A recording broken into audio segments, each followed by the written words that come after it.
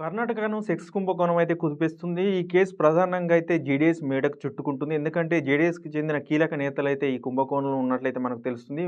HD Revanna అలాగే ఆయన కుమారుడు ప్రజ్వల్ రేవన్న కూడా ఈ కేసులో ప్రధాన నిందితులుగా ఉన్నట్లయితే మనకు తెలుస్తుంది. సో, కర్ణాటక ప్రభుత్వం ఈ కేసును అయితే సీరియస్‌గా తీసుకొని అయితే సిట్ ఏర్పాటు చేసింది. సిట్ అయితే ప్రస్తుతం దర్యాప్తు కొనసాగిస్తుంది. ఇప్పటికే హెచ్‌డి రేవన్నకైతే సిట్ నోటీసులు జారీ చేసింది. మనం ఈ కేసు పూర్వపరాల్లోకి వెళ్ళినట్లయితే అసలు ఈ వీడియోలు ఎలా బయటకొచ్చాయనో మనం తెలుసుకున్నట్లయితే ప్రజ్వల్ రేవన్నకు కార్ డ్రైవర్ ఉన్నాడు. కార్తిక్ అనే వ్యక్తి కార్ డ్రైవర్‌గా ఎన్నో ఏళ్లుగా పనిచేస్తున్నాడు. సో, వారి కుటుంబానికైతే నమ్మకస్తుడిగా ఉన్నాడు కార్తిక్. సో, కార్తిక్ పేరు మీద చాలా ఆస్తులైతే బినామీ ఆస్తులు ఉన్నట్లయితే తెలుస్తుంది. సో, ఈ ఫ్యామిలీకి చెందిన అన్ని ఆస్తులు కూడా ఆయన బినామీ పేరు అంటే కార్తిక్ పేరు మీద ఉన్నట్లయితే మనకు తెలుస్తుంది. అయితే కార్తిక్ ప్రజ్వల్ రేవన్నకు చాలా దగ్గర కాబట్టి ఎప్పటినుంచో నమ్మకంగా పనిచేస్తున్న నేపథ్యంలో అయితే ప్రజ్వల్ రేవన్న ఏదైనా కార్యక్రమంలో పాల్గొన్నప్పుడైతే తన మొబైల్‌ని అయితే కార్తిక్‌కి ఇస్తుండేవాడు. ఈ క్రమంలోనే కార్తిక్ ఒక రోజైతే ప్రజ్వల్ రేవన్న ఫోన్‌లో ఉన్నటువంటి సెక్స్ వీడియోలనైతే తన ఫోన్‌లోకైతే బదిలీ చేసుకున్నాడు. ఆ తర్వాత అది ముగిసిపోయింది. ఆ తర్వాత కొద్ది రోజుల తర్వాత ఈ బినామీ ఆస్తులను తిరిగి ఇవ్వాలని చెప్పేసి అయితే ప్రజ్వల్ రేవన్న కుటుంబం అయితే కార్తిక్ కుటుంబంపై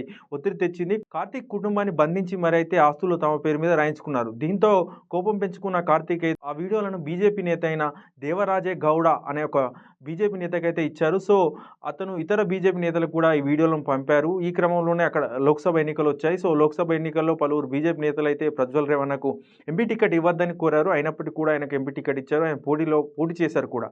అయితే ఇది వీడియోలు ఎలా బయటకొచ్చాయని కూడా జేడీఎస్‌కి సంబంధించి కొందరు నేతలైతే వ్యాఖ్యానిస్తున్నారు. బీజేపీ నేతల వల్లే ఈ వీడియోలు బయటకొచ్చాయని చెప్పేసి అయితే జేడీఎస్ నేతలు చెప్పుకుంటున్నారు. సో, బీజేపీ వల్లనే తమ ప్రతిష్ట దెబ్బతిందని చెప్పేసి కూడా వారు భావిస్తున్నట్లయితే మనకు తెలుస్తుంది. మరోవైపు ఈ ప్రజ్వల్ రేవన్నను కఠినంగా శిక్షించాలని చెప్పేసి అయితే కర్ణాటకలోని మహిళా సంఘాలైతే డిమాండ్ చేస్తున్నాయి. ఇలాంటి ఇంకో విషయం ఏంటంటే ఈ వీడియోలకు సంబంధించి అయితే బాధితులు ఎక్కువగా అయితే ఉద్యోగులు కావచ్చు, అలాగే ప్రమోషన్‌ల కోసం వచ్చేవారు కావచ్చు, అలాగే కొత్తగా ఉద్యోగులు కావాల్సిన వారు కావచ్చు, వచ్చిన మహిళలందరినీ కూడా ప్రజ్వల్ రేవన్న లోబరుచుకొని తన వాంఛ తీర్చుకున్నట్లుగా మనకు తెలుస్తుంది. సో, ఈ వీడియోలు బయటకొస్తున్న నేపథ్యంలో తమ ఫేసులు ఎక్కడ బయటకొచ్చి తమ కుటుంబాలు, తమ సంసారాలు నాశనం అవుతాయని చెప్పేసి ఆందోళనలో పలువురు మహిళలు ఉన్నట్లయితే మనకు తెలుస్తుంది.